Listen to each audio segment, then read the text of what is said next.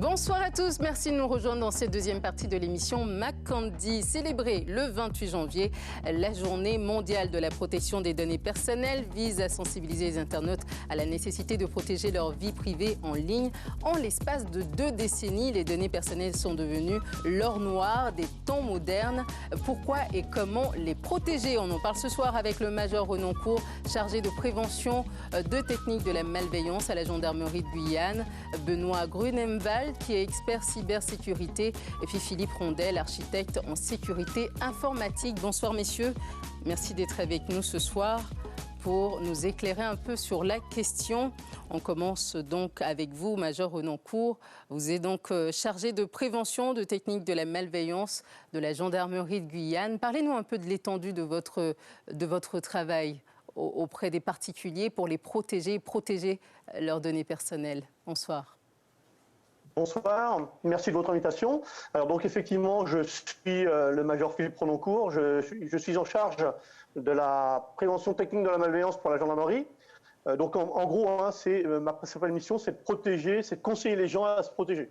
Voilà. De quelle manière? Bien alors, en général, les alarmes, la vidéoprotection, le bâtimentaire.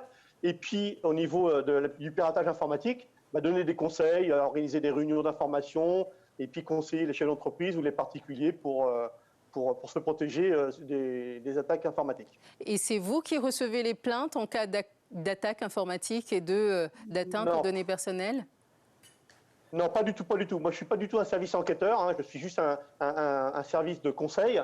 Mais par contre, je peux orienter les citoyens qui ont été victimes vers les brigades ou vers les services spécialisés. Justement, quels sont les services qui s'en occupent en Guyane? Alors en Guyane, à la base, on a les brigades, toutes les brigades de gendarmerie. Au sein des brigades, il y a des CNTech, ce qu'on appelle des conseillers nouvelles technologies. Donc voilà, ils sont en possibilité de recueillir les plaintes. D'accord. Et puis ensuite, si la procédure est un peu plus compliquée, on a un technicien en NTech au niveau de la gendarmerie de l'ESR de Cayenne, la section de recherche. D'accord. Merci d'être avec nous ce soir, major Renoncourt. On passe à vous, monsieur Benoît Grunemwald. Vous êtes expert cybersécurité chez E7. Vous nous parlez de région parisienne. Dites-nous un peu ce que c'est une donnée personnelle, des données personnelles en ligne. Qu'est-ce que c'est exactement ? Alors la donnée personnelle, c'est tout ce que l'on va laisser lorsque l'on va surfer sur Internet, c'est-à-dire des traces qui vont nous caractériser, que ça peut être une adresse IP, c'est-à-dire l'adresse que montre notre ordinateur au réseau lorsque l'on va aller sur Internet, mais ça va également être des informations beaucoup plus sensibles comme notre date de naissance, notre nom, notre prénom, tous les éléments qui vont nous caractériser en tant que personne, que ça soit de manière numérique ou de manière dans la vie réelle. Quand on n'est pas très prudent, on peut laisser des traces de sa vie personnelle, comme le petit poussé, laisser des petites traces sur tout le net. Est-ce qu'il y a des techniques, en tout cas des gestes à avoir pour éviter de laisser toutes ces traces en ligne ? Alors effectivement, on laisse forcément des traces à partir du moment où on est sur Internet. Si on veut, par exemple, avoir un minimum d'être un minimum discret, eh bien, on va utiliser par exemple un navigateur sécurisé, on va le passer en mode privé et à partir du moment où on va utiliser ce navigateur en mode privé, une fois qu'on aura arrêté sa navigation, les informations qui nous concernent sur notre ordinateur ne seront plus enregistrées, elles seront effacées. Par contre, il est très difficile d'effacer les traces que l'on va laisser en dehors de chez nous, c'est-à-dire sur Internet, sur les serveurs que l'on va visiter. D'accord. On tient déjà une solution, naviguer en mode privé pour éviter de laisser des traces de nos données personnelles en ligne. Philippe Rondel, vous êtes architecte sécurité informatique. Déjà curieuse de savoir qu'est-ce que c'est un architecte sécurité informatique. Bonsoir. Bonsoir. Alors, un architecte sécurité, c'est quelqu'un qui accompagne essentiellement les entreprises à créer des environnements informatiques sécurisés. Alors, comment est-ce qu'on fait? Alors, par exemple, maintenant, de plus en plus, depuis 2018 et la loi qui prévoit que les cookies doivent être présentés et permettre de pouvoir dire non, refuser que les cookies soient intégrés à nos réseaux, depuis 2018, on peut avoir l'opportunité de dire oui ou non. Qu'est-ce que c'est un cookie d'ailleurs? Est-ce que c'est aussi bon que ça l'indique, le nom l'indique? Non, effectivement, le nom est un peu particulier. C'est effectivement des traces que l'on garde sur son poste de ce que l'on peut effectuer comme action ou quel site on peut aller consulter et qui peut malheureusement aussi être lu par des serveurs et donc collecter un certain nombre d'informations de ce type-là. Donc c'est très technique effectivement, mais ce qui est intéressant effectivement depuis 2018, c'est qu'on peut avoir un certain contrôle des traces que l'on laisse et de ce que l'on souhaite partager. Maintenant, il faut le reconnaître. On a gagné en contrôle. La difficulté maintenant, c'est de comprendre réellement ce qui nous est expliqué, ce qui nous est présenté, et de choisir ensuite en conscience et prendre le temps de le faire avant chaque site. C'est effectivement quelque chose d'assez compliqué. Alors généralement, moi, je dis non à tout, mais est-ce que c'est forcément la bonne technique à avoir et à quel endroit il faut dire oui ou est-ce qu'il faut cocher non? Est-ce qu'on sait dire aujourd'hui? On n'est jamais totalement discret, hein. On laisse toujours des traces d'une manière ou d'une autre, hein. C'est ce qu'on voyait tout à l'heure avec Benoît, mais effectivement l'idée c'est d'en laisser le moins possible et de contrôler en tout cas avec qui on échange. Ce n'est pas parce qu'on va sur un site d'e-commerce ou un site, je ne sais pas, de nouvelles que l'on veut que cette information soit partagée justement avec un site d'e-commerce à côté. Donc moins on peut laisser effectivement de traces et je pense mieux c'est en tout cas pour la vie privée. Maintenant, certains souhaitent y avoir des informations qui soient en liaison avec ce qu'ils recherchent. C'est toujours une balance à trouver, mais en tout cas, il faut faire attention et le plus possible, moins partager en tout cas d'informations. Oui. Donc on peut laisser des informations en ligne de façon habituelle, en surfant habituellement en ligne, mais il y a également des manières plus malveillantes d'être victime de l'utilisation de nos données personnelles, c'est le piratage informatique. La cybercriminalité est une nouvelle forme de délinquance invisible, mais redoutable, contre laquelle la police a le plus grand mal à lutter. Olivier, Sylvain et Damien, âgés de 17 et 22 ans, ont un hobby, c'est de pirater les réseaux informatiques. Un extrait de Spécial Investigation, c'est réalisé par Stéphane Girard. On y va. Leur arme, une petite antenne très puissante qu'ils ont achetée à l'étranger, car elle est interdite de vente en France. Avec cette antenne, ils vont se connecter au réseau sans fil du poste de police. En quelques secondes, ils détectent le réseau, mais problème, impossible de se connecter, il est protégé par un code très puissant et ils n'ont pas la clé. De voir déjà si c'est possible. Ah merde, non. WPR. Arrête, on va pas craquer ça. On va pas y passer 3 jours ici. C'est impossible de craquer la clé. C'est pas impossible, mais c'est long. Le calcul pour récupérer la clé est très très long. La virée des 3 jeunes pirates continue. Maintenant, direction une clinique. Ils décident de se garer aux abords de l'établissement. Fais gaffe à l'antenne, à la carte. Olivier, Sylvain et Damien commencent par chercher un endroit où leur antenne capte le réseau sans fil de l'hôpital. 91 en power, mais réception 1%, quoi. Personne ne semble faire attention à leur petit manège. 43, 41, mon gars, là ça commence à être bien. Là. Ouais, c'est bon là. Finalement, installés sur le panneau des urgences, les pirates détectent le réseau le plus sensible de la clinique. Qu'est-ce que vous avez trouvé comme réseau? On a trouvé un Wi-Fi réanimation qui nous capte assez bien avec des stations connectées dessus. Donc c'est la stade BRR. Hein. Ouais, il faut voir ce que c'est, mais à mon avis, il y a pas mal de trucs intéressants, quoi. Hein. C'est bon. On a ce qu'il nous faut. On va se mettre un peu plus discret là parce que ça craint un peu. Mais on a ce qu'il nous faut, ça va partir. Ils doivent maintenant pirater le code d'accès chiffré, la fameuse clé. Ici, contrairement au poste de police, elle est très simple. C'est presque un jeu d'enfant. Pénétrer dans un réseau informatique de façon illicite est passible de 2 ans de prison et 30 000 € d'amende. Yes! Énorme, énorme. On les voulait. Ça, un quart d'heure a suffi pour trouver le code d'accès au réseau de l'hôpital. Vous êtes surpris par Alors, on revient à vous, Major Renoncourt. On vient de voir ces jeunes hommes en train de s'amuser manifestement à pirater un hôpital.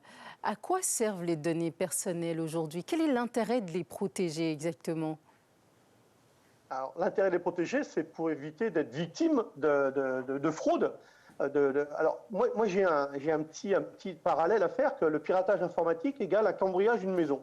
C'est-à-dire que si la maison a des faiblesses, ou l'ordinateur a des faiblesses, on peut rentrer dedans Et donc, on peut commettre des vols. Et donc, des vols de données personnelles, hein, ça peut être des références de carte bancaire, ça peut être de l'identité, ça peut être tout un tas de données qui sont utilisables, revendables sur le net.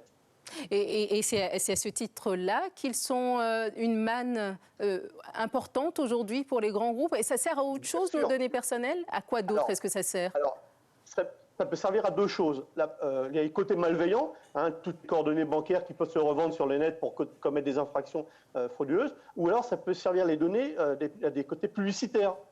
Des publicités qui permettent, on a de plus en plus nos réseaux sociaux et nos trucs qui sont envahis de publicités, et c'est parce qu'on a laissé des traces, des fameux cookies et des traces sur l'Internet. L'actualité du moment, Benoît Grunenwald, c'est ce réseau téléphonique en ligne qui donne comme condition d'utilisation de son application la libre disposition de nos données personnelles. Est-ce qu'ils ont le droit de faire ça? On sait de qui on parle, mais on ne va pas le citer pour des raisons évidentes dans cette émission. Est-ce qu'ils ont le droit de faire ça? Alors, je dirais qu'à partir du moment où vous acceptez les conditions, eux posent ces conditions, donc ils ont le droit de faire plus ou moins ce qu'ils veulent, dans le respect de différentes réglementations, à savoir en Europe le RGPD. Et ce RGPD nous protège, nous, citoyens européens, contre l'utilisation abusive de nos données personnelles par des grands groupes, des petits groupes, mais voire même des moyens groupes, parce qu'on a déjà vu des entreprises, notamment de taille modeste, condamnées par la CNIL pour la mauvaise protection de leurs données des clients, notamment un courtier en assurance qui a eu une sanction de 180 000 € pour avoir mal protégé les données de ses clients qu'il stockait sur son site Internet. Donc de façon très volontaire, pour utiliser une application gratuite, on peut accepter de sacrifier ses données personnelles. Mais est-ce que les virus, par exemple, ne sont pas aussi un accès direct à nos données personnelles? Et de quelle manière ça fonctionne? Monsieur Philippe Rondel, architecte sécurité informatique, comment fonctionnent les virus? Oui, alors effectivement, la plupart des cybercriminels vont chercher à gagner un accès sur vos données personnelles, bien souvent sur les terminaux, hein, vos PC, vos smartphones qui contiennent cette donnée personnelle. Donc bien souvent, et on va chercher via soit des messageries, soit des emails à vous envoyer, soit un lien, soit un fichier exécutable que vous demandez, vous trouvez une bonne raison de le faire exécuter, et à ce moment-là, il va y avoir le fameux vol des données, et puis bien souvent le chantage qui va avec en chiffrant les données, en vous empêchant d'accéder à ces fameuses données. Pardon, allez-y. Oui, excusez-moi. D'où viennent les virus avant de continuer? Ça vient d'où les virus en fait? Alors, ce sont des outils malveillants qui sont développés par des cybercriminels, où en général, ce ne sont pas forcément eux d'ailleurs qui les utilisent, ils les revendent à d'autres personnes plus mal intentionnées, mais surtout qui n'ont pas forcément des compétences pour développer ces outils. Donc, on voit une vraie professionnalisation de ces cybercriminels qui est effectivement extrêmement inquiétant, parce qu'il y a une vraie spécialisation et une vraie industrie qui se crée, qui se structure. Donc il y a une solution face à ça, c'est d'avoir des antivirus. Vaut mieux utiliser les antivirus gratuits ou les antivirus payants, majeurs ou non cours. On en a parlé. Quel est le bon réflexe à avoir là-dessus? Alors, le bon réflexe, s'il y a un réflexe à avoir, c'est d'utiliser des antivirus connus et reconnus, qu'ils soient gratuits ou payants. Voilà, il faut qu'ils soient connus et reconnus. Hein. Les principaux concepteurs de logiciels fournissent des logiciels, des antivirus gratuits qui sont très, très performants. Oui. Alors, comment fonctionne un antivirus exactement? Schématisez-nous un peu pour qu'on ait une petite idée. Alors là, c'est vraiment je pense que les autres intervenants auraient plus de connaissances pour décrire justement le virus, l'antivirus, le fonctionnement d'un antivirus. Benoît Grunenwald, vous avez une réponse à ça? Comment est-ce que ça fonctionne? Qu'est-ce que ça va faire exactement, un antivirus? Donc un antivirus, c'est une couche logicielle que l'on va installer dans le système et qui va regarder l'intégralité des portes d'entrée du système. Donc ça peut être un téléphone portable, un ordinateur, un serveur. Et à partir de ces portes d'entrée, il va évaluer chaque élément qui va tenter de rentrer. Et quand cet élément va se présenter, on va le passer dans différentes moulinettes, dans différentes analyses pour voir si cet élément est malveillant ou pas. Oui. Et comme on sait que les cybercriminels sont vraiment très rapides pour changer les virus afin qu'ils ne soient pas détectés, eh bien, on a ajouté à cela de l'intelligence artificielle et de l'analyse comportementale. Qui va pouvoir s'adapter aux évolutions des différents virus. Avec tous ces dangers qu'on retrouve sur la toile en ce moment, les sites sont de plus en plus dans une démarche éthique. France Télévisions, notamment, qui garantit que vos données personnelles ne seront pas utilisées n'importe comment, ou pas du tout d'ailleurs. On regarde un extrait de notre spot et on revient juste après.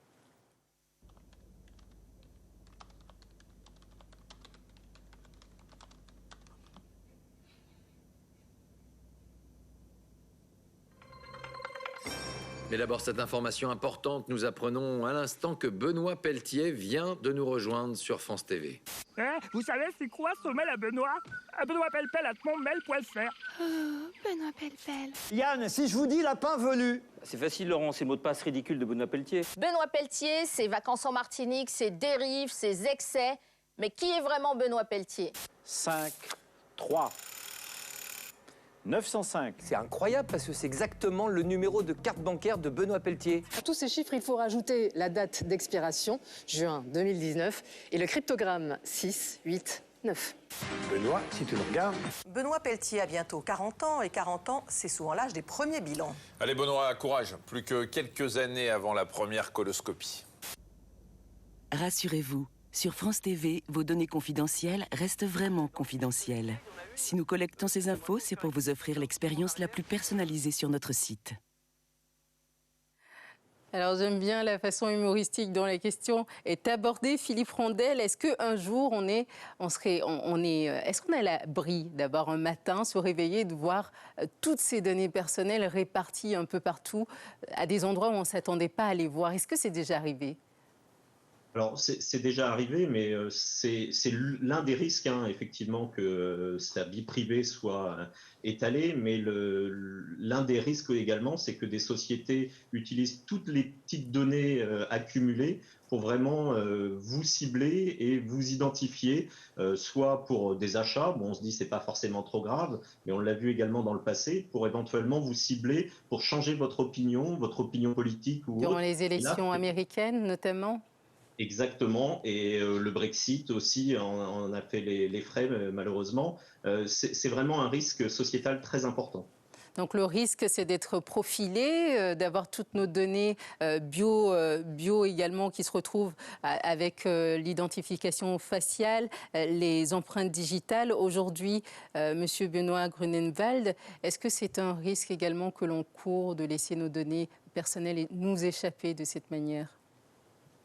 Oui, effectivement. Et d'ailleurs, sur nos smartphones, nous avons à la fois des données personnelles, on peut également avoir des données professionnelles. Et ces données-là attirent la convoitise des cybercriminels. Et il faut voir que 2019 a été une année charnière dans l'émergence des menaces mobiles et que 2020 marque une année de structuration quant à cette menace. Et nous avons vu notamment en 2020 l'émergence de chevaux de Troie bancaires qui s'installent sur nos machines. Alors la plupart du temps, elles font semblant d'être une application légitime. Donc on va installer une calculatrice ou un convertisseur de devises et pendant plusieurs mois, cette application va rester silencieuse et parfaitement légitime. Et au bout de quelques mois, celle-ci va devenir illégitime et va commencer à récupérer vos informations, notamment vos informations de connexion bancaire. Et à partir de là, ça commence à poser problème. Très bien, très bien. On conclut avec vous, Major Renoncourt. Il existe en ce moment en Guyane une cellule depuis quelques mois qui s'occupe de pouvoir vous aider à protéger vos données mobiles. Comment on fait pour entrer en contact avec vous si on souhaite avoir plus d'informations, de sensibilisation à ce sujet ? Le plus simple, c'est de prendre contact avec la brigade de gendarmerie d'où vous résidez. Et eux, ils pourront vous orienter vers cette cellule et vers les enquêteurs spécialisés. Très bien, très bien. Je vous remercie, Major Renoncourt, Benoît Grunenwald et Philippe Rondel d'avoir été avec nous dans cette émission. Si on peut retenir une seule chose, c'est de naviguer donc en navigation privée. Si vous retenez une chose, retenez celle-là pour avoir plus de contrôle sur nos données personnelles. Je vous souhaite une excellente soirée et aussi bon week-end. À lundi.